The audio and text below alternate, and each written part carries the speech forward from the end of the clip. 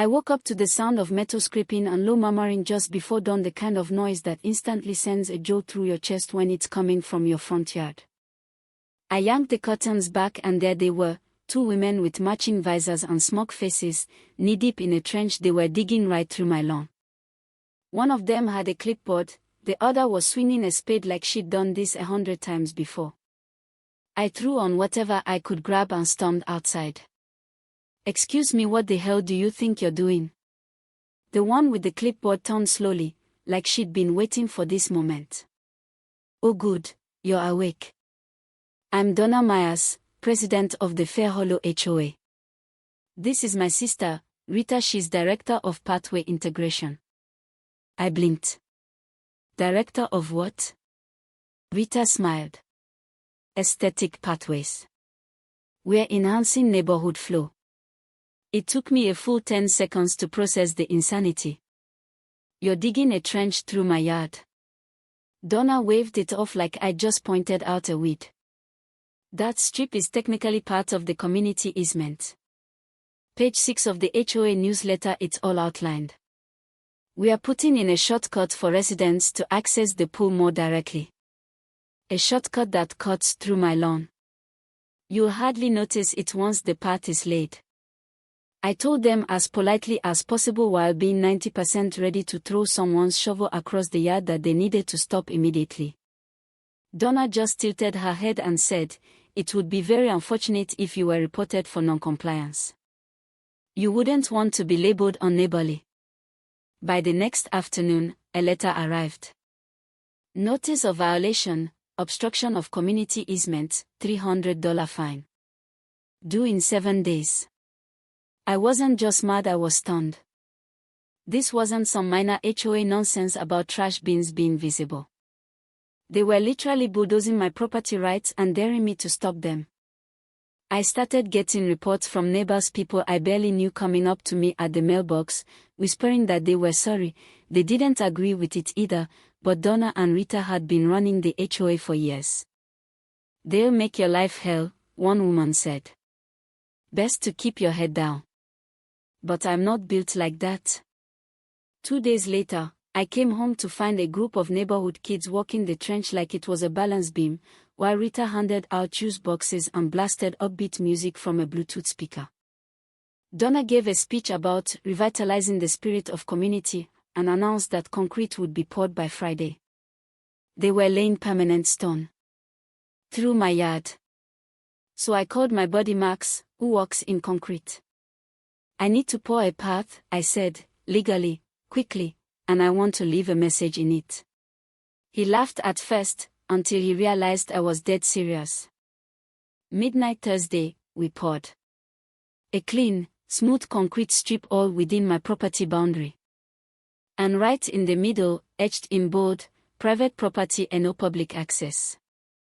Just below, we embedded a dozen rubber rods, hidden but perfect for catching footprints in the setting concrete. At 6:42 a.m., they arrived.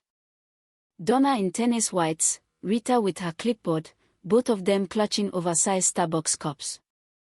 They walked right onto the fresh concrete. I watched from my porch, coffee in hand, camera rolling. The satisfying squelch of their designer sneakers sinking into the wet cement. I will never forget that sound. "Oh my God," Rita shrieked, "you sabotaged the pathway. You trespassed onto my land," I called out, holding up the city-approved permit. "And now I've got footprints, thanks for leaving your signature." They tried to find me again, something about defacing common property. I countered with legal documents, timestamps, and a full video. I also pointed out that if they wanted to go to court, I had physical evidence of them vandalizing my permitted structure. The real kicker. That garden rake they dropped into the cement while trying to escape. Still embedded to this day. And just when I thought they'd retreat, they escalated. A week later, during a rainstorm, I noticed water pooling oddly across my driveway. I checked the side yard and found a suspicious new trench, freshly dug and aimed directly at my property. It looked like runoff was being intentionally redirected. I called the city inspector. 2 days later, the verdict came: deliberate alteration of drainage flow in violation of code. They were literally flooding my yard out of spite. And it didn't stop there. One night I caught Rita sneaking around my property line, holding a bottle of vinegar, the kind that ruins concrete if poured while it's curing. She darted away when I stepped outside. I reported it, filed a formal complaint, and started documenting everything. Then something amazing happened. A neighbor named Doug came over. He handed me a flash drive and said, "You're not the first. I've got footage of Donna ripping out another neighbor's mailbox because it wasn't HOA-approved beige." More neighbors came forward. One had been fined for growing tomatoes. Another had her kid's birthday party shut down because it violated noise standards. I collected it all. Sent it to the oversight board with a request for an emergency HOA vote. The meeting was packed. For the first time, Donna and Rita looked nervous. I laid it all out: the unauthorized trench, the harassment, the drainage sabotage, the concrete vandalism, and the abuse of power. Then I played the video of Donna yelling, "I don't care what the permit says, this is our neighborhood." They were voted out. Unanimously. In the weeks that followed, the mood shifted. The trench was legally declared private property and paved cleanly, with the rake left in place as a kind of neighborhood monument. Donna and Rita faded from public view, their HOA power stripped, their reign of pettiness ended. Sometimes I still catch Donna driving past real slow, glaring at the rake. It's funny, all I wanted was a quiet yard. Instead, I got a crash course in standing up to petty tyranny. And learned that the best revenge isn't loud or angry, it's concrete, literal and permanent. So let me ask you, was I justified in fighting back the way I did? Or did I go too far? Was this about property? Or power? Drop a comment. Let's talk about what really makes a good neighbor. I woke up to the sound of metal scraping and low murmuring just before dawn, the kind of noise that instantly sends a jolt through your chest when it's coming from your front yard. I yanked the curtains back and there they were, two women with matching visors and smug faces, knee-deep in a trench. They were digging right through my lawn. One of them had a clipboard, the other was swinging a spade like she'd done this 100 times before. I threw on whatever I could grab and stormed outside.